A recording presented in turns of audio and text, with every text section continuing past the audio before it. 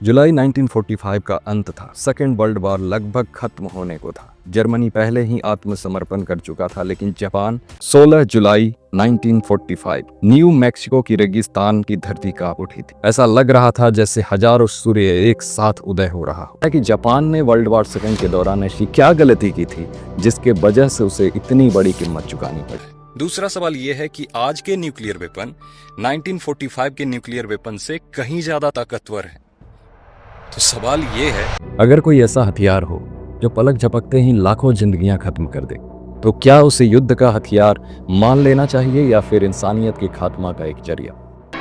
But it's three Nazis spinning down in blood and flame to every one of ours.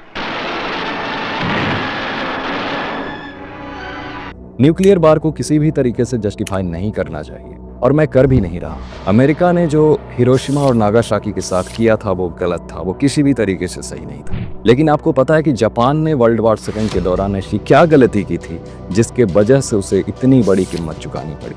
और यहाँ से शुरू होता है हमारा chapter 1, history of nuclear weapon. मानव इतिहास ने कई युद्ध देखे, परंतु 20वीं शताब्दी का दूसरा विश्व युद्ध कुछ और ही था। यह केवल सैनिकों और गोलियों की लड़ाई नहीं थी, बल्कि ये था विनाश का एक खेल, जहां दुनिया की महाशक्तियां एक दूसरे को हराने के लिए इंसानियत की सीमाओं को लांघने के लिए तैयार थी। जर्मनी एडोल्फ हिटलर की लीडरशिप में यूरोप पर अपनी पकड़ बना रहा था। दूसरी ओर जापान अपनी साम्राज्यवादी सोच को पूरे एशिया में फैलाने के लिए China, Korea, north east Asia पर कब्जा करता जा रहा था। जर्मनी, इटली, जापान, ये सब एक्सिस पावर के रूप में एक खतरनाक गठबंधन बन चुके थे। दूसरी तरफ खड़े थे एलाइड पावर, जिसमें अमेरिका, ब्रिटेन और सोवियत यूनियन जैसे देश थे। एक ऐसा गठबंधन जो किसी भी तरीके से एक्सिस पावर को रोकना चाहते थे।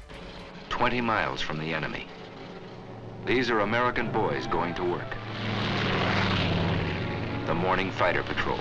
जर्मनी पहले से ही साइंस और टेक्नोलॉजी में आगे था। कहते हैं हिटलर के साइंटिस्ट गुप्त रूप से न्यूक्लियर वेपन बनाने में लगे हुए थे। सोचो अगर उस समय हिटलर सफल हो जाता न्यूक्लियर वेपन बनाने में, तो आज इतिहास ही कुछ और होता। 1939 अल्बर्ट आइंस्टीन प्रेसिडेंट रूज़वेल्ट को लेटर लिखते हैं, ये चेतावनी देते हुए कि जर्मनी न्यूक्लियर वेपन बना सकता है। यही से जन्म होता है मैनहट्टन प्रोजेक्ट, जिसमें 1,30,000 साइंटिस्ट और इंजीनियर काम कर रहे थे। मैनहट्टन प्रोजेक्ट की शुरुआत 1942 में हुआ था। 16 जुलाई 1945 न्यू मैक्सिको की रेगिस्तान की धरती कांप उठी थी। ऐसा लग रहा था जैसे हजारों सूर्य एक साथ उदय हो रहा हो। 3 साल की मेहनत के बाद जुलाई 1945 में अमेरिका ने पहला परमाणु परीक्षण किया, जिसका कोड नेम था ट्रिनिटी। रॉबर्ट ओपेनहाइमर, जो मैनहट्टन प्रोजेक्ट में चीफ साइंटिस्ट थे, भगवत गीता के एक पंक्ति याद करते हैं, अब मैं मृत्यु बन चुका हूँ, संसारों का विनाशक। जुलाई 1945 का अंत था। सेकेंड वर्ल्ड वॉर लगभग खत्म होने को था। जर्मनी पहले ही आत्मसमर्पण कर चुका था, लेकिन जापान अब भी डटा हुआ। अमेरिका जानता था अगर सीधा जापान पर जमीनी युद्ध किया गया तो लाखों अमेरिकी सैनिक की जान जाएगी। इसी बीच अमेरिका के राष्ट्रपति हैरी एस ट्रूमैन, ब्रिटेन के प्रधानमंत्री विंस्टन चर्चिल और चीन के प्रतिनिधि चियांग काई शेक की एक बैठक हुई। जापान को अल्टीमेटम भेजा जाता है, जिसे पोट्सडम डिक्लेरेशन कहा गया। उसमें साफ साफ लिखा हुआ था, या तो जापान बिना शर्त सरेंडर करे, नहीं तो उसे भारी कीमत चुकानी पड़ेगी। उस समय जापान का लीडर हिरोहितो था। हिरोहितो जापान के लोगों को बुरी तरह से ब्रेन वॉश कर रखा था, ये कह के कि उसका जो लीडर है वो ईश्वर का दूत है, ईश्वर का एक रूप है, और वो कभी युद्ध हार ही नहीं सकते। इसलिए इसका रिजल्ट आपको देखने को मिलता है कि पर्ल हार्बर पर, जो कि अमेरिका में था, पर्ल हार्बर पर जो अटैक होता है जापान की तरफ से, उसमें कामाकाजी पायलट अटैक करते हैं। कामाकाजी पायलट वो होते थे जो एक सुसाइड बॉम्बर की तरह काम करते थे। अमेरिका ने अल्टीमेटम देने के बाद भी इंतजार किया, लेकिन इसका कोई फायदा नहीं हुआ। 6 अगस्त 1945 सुबह का समय था, 8:15। अमेरिकन बम वर्षक ने हिरोशिमा पर पहला बम गिराया। इस बम का नाम था लिटिल बॉय। एक ही पल में 70 से 80 हजार लोग भाप बनकर उड़ गए। इस शहर को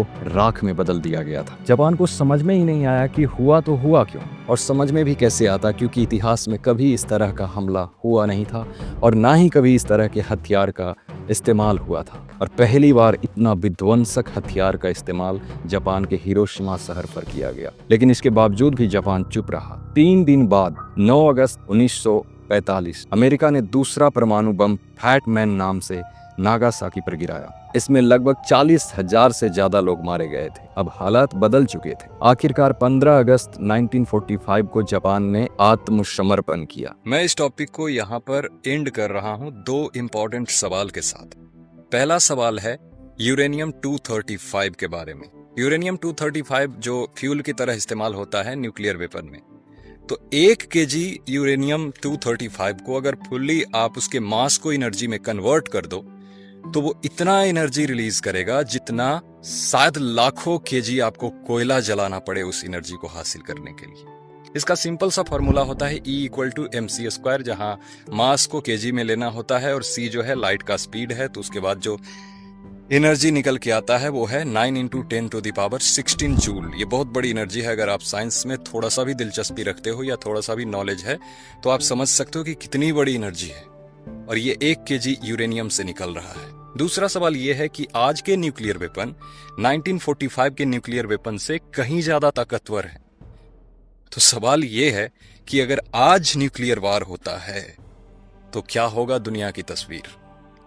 और अगर आप चाहते हो कि फ्यूचर ऑफ न्यूक्लियर वेपन, यानी न्यूक्लियर वेपन का क्या थ्रेट है दुनिया पर, या क्या फ्यूचर हो सकता है दुनिया का अगर न्यूक्लियर वार हुआ, इस बारे में अगर आप वीडियो चाहते हो तो कमेंट में जरूर लिखिएगा।